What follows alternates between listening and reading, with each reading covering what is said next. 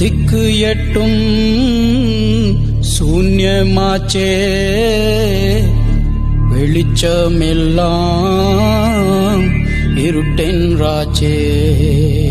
இன்னலாய் உள்ள இந்நிலை கடந்த நன்னிலை எங்குள்ளது கோவிந்தா? வற்றி போச்சே, ஆன்மா மட்டும் மிஞ்சி போச்சே. என்ன விரதம் ஏற்றாய் நீ அம்மா, நெஞ்செல்லாம் இறைவியாய் நின்றாயே அம்மா. உன்னை கண்டால் காலனுக்கே ஜக்கம்மா, கண்ணிரண்டும் கலங்கும் அம்மா.